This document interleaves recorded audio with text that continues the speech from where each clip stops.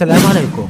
مباراة النصر والخليج في دوري الروشن السعودي 2023. هنتعرف على موعد المباراة وقنوات النقلة والتوقيت وترتيب الفريقين والمعلق على المباراة. بس قبل ما نبدأ يا شباب، زي ما احنا متعودين، ما تنسوش الصلاة على النبي عليه أفضل الصلاة والسلام، ولايك الفيديو واشتراك لأول مرة تشوفنا. وبس كده، يلا بينا على التفاصيل.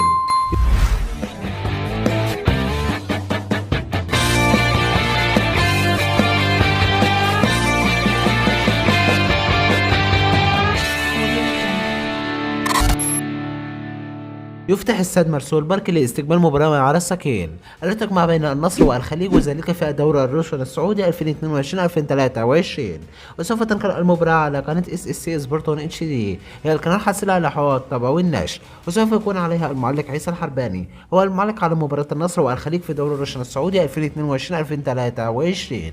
أما بالنسبة لترتيب الفريقين، يأتي نادي النصر في المركز الثاني بعد ما لعب 25 مباراة ب 56 نقطة، ويأتي نادي الخليج في المركز ال 14 بعد ما لعب 25 مباراة ب 23 نقطة. وإن شاء الله سوف تنطلق صفحة بداية المباراة في تمام الساعة السادسة مساء بتوقيت تونس والجزائر والمغرب، السابعة مساء بتوقيت مصر ليبيا والسودان، الثامنة مساء بتوقيت السعودية وقطر والعراق وسوريا وفلسطين واليمن والكويت، التاسعة مساء بتوقيت الإمارات وعمان. والمباراة هتكون يوم الاثنين القادم الموافق 8/5/2023.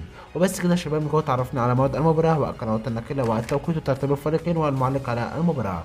لو انت استفدت من الفيديو النهارده، ما تبخلش على بالله والاشتراك في القناة. كان معاكم محمد صاحب قناة محمد سبورت. اشوفكم في فيديو جديد. سلام.